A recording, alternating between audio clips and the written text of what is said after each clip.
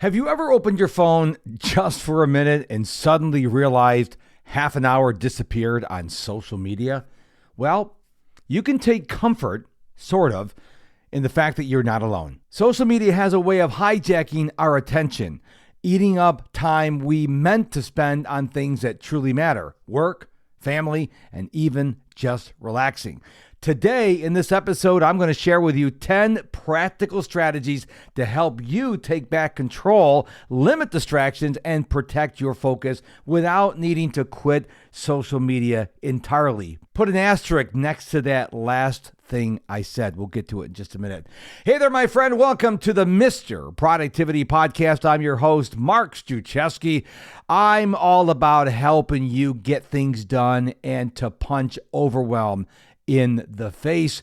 Before we get started with the episode today, I invite you to check out my website, MrProductivity.com. Remember to spell out the word Mr., M-I-S-T-E-R, MrProductivity.com. The most important thing that you will find on my website is something I call a free productivity scorecard. Just 10 questions. Answer them honestly, and then I will send you a report to let you know how you're truly doing.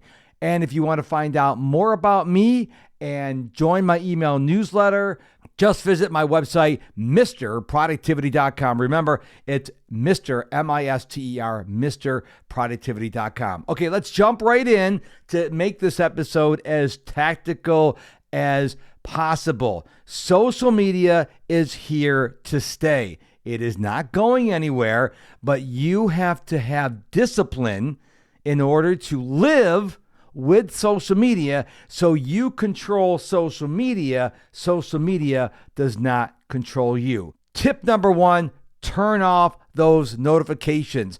And I mean all notifications for all social media apps, whether it's Facebook or Instagram, LinkedIn or TikTok, YouTube or Snapchat, X, or whatever social media platform you're using. The only exception is if you are building a brand, then you can have very intentional notifications enabled. Let's say you're trying to really go all in on LinkedIn. Well, LinkedIn is one of the very few platforms that really allows you to go granular on your notifications. You can have notifications turned on just for DMs. I'm not sure if the other social media platforms do it, but be very intentional if you turn on notifications. A lot of people make the mistake.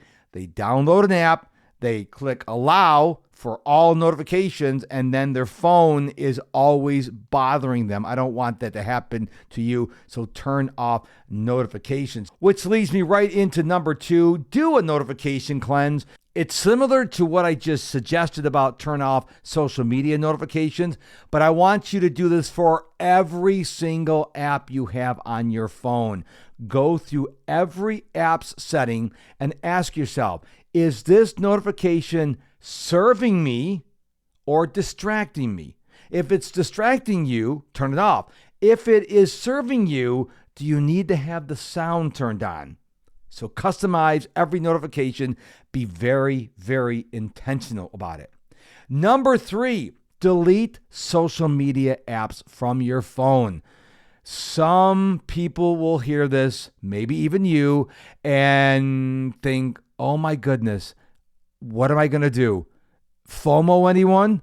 What if I can't breathe right now? Calm down, take a breath. It's okay. What I want you to do is, if your default when you are bored is to open up social media, I want you to consider getting these off your phone. So when you pick up your phone, you're like, I either have to re-download it or go do something else.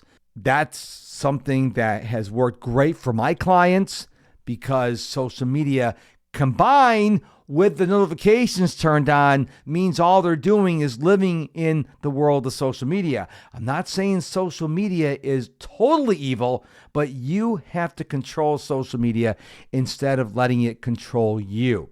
If you are really hyper addicted to social media to the point where it is affecting your relationships with your family, your friend, your spouse, your Employer, maybe you need to begin actually deleting your accounts. I know this is a extreme scorched earth idea, but if you can't stop looking at TikTok, maybe you need to delete your TikTok account. Something to think about. Number 4, schedule social media time. I'm not talking so much if you are a business person and are using social media to build your business and your brand. But if you have a corporate job and you like to use social media as a way to live vicariously through other people, maybe you should stop and consider, maybe I should just allocate 30 minutes here, 45 minutes here, 15 minutes here to check in.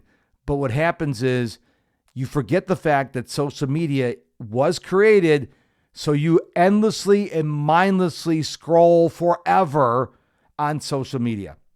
You even bring it to the bathroom with you. You do it, we all do it, because social media never wants you to leave the platform you're on.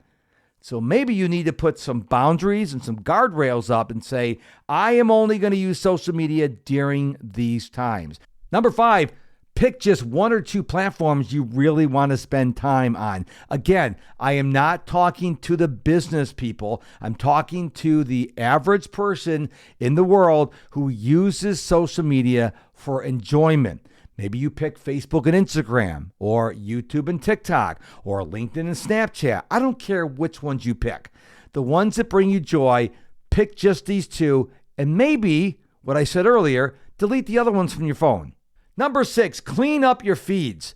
If your feed is not making you feel good, if it's not edifying you, if it's leaving you worse than when you showed up to scroll on the feed, maybe you need to start unfollowing people. So if one particular person's gone off the rails and it always makes you angry, unfollow that person and instead start following people that make you feel good. If your feed is full of negativity, here's what I want you to do. I want you to retrain the algorithm.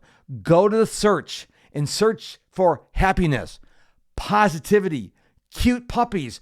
And as you start watching those reels, your algorithm's going to change. So now it's not going to be negative. It's going to be positive. So when you go on that social media platform, you feel good. Number 7, use airplane mode or mute your devices. And going along with this, please disable vibration mode from your phone. You don't need it. Because if you have vibration mode on and you mute your phone, it's still going to vibrate. But when you want to be unbothered by your phone, social media, or some other app, put it in airplane mode, maybe even take it a step further and turn the darn thing off. And then go do something, whatever it is, without being on your phone. Number 8, physically remove or lock away your devices. If you're really addicted and you really need to get something done, maybe you need to give the device to someone and say, hey, do not give this device back to me until I prove to you that I did my project or my task. And this is how you're going to know. If I do 1, 2, 3, then you can give me my phone back. If I don't care how much I beg, plead, cry, get angry, throw books around the house, don't give it back to me. Maybe you need to do that. Or maybe you need to lock it away in a safe or in an office so it's not within arm's reach.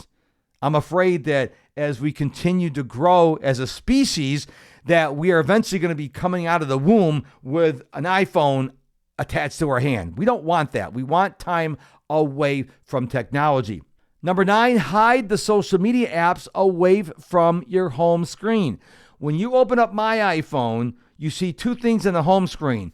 One is I'm really big on countdowns. I've got a countdown widget, and then I've got a widget of photos. I have a bazillion photos on my phone, and it just randomly shows me a picture, brings back memories.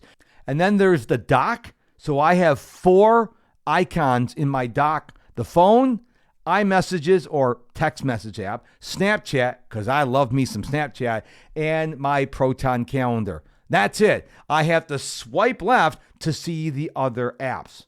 Consider that.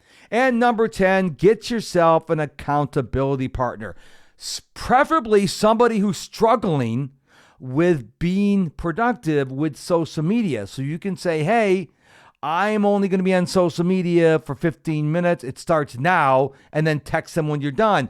If you help them and they help you, you both win. Now, here's the key with the 10 suggestions I gave you with improving your relationship with social media. Don't try to do all 10.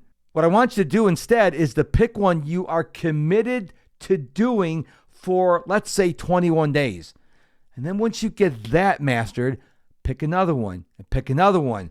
The mistake people make is they try to do them all at once and they get frustrated because maybe they had a bad day or two and they give up. Don't give up. Remember, you need to control social media instead of letting it control you. So I really hope this episode spoke to you. If you found this episode valuable, I want you to right now, as you're listening to my voice, think about one other person that could use this episode, because I obviously helped you. So why don't you share this episode with your friend right now so I can help them as I helped you, and we both thank you.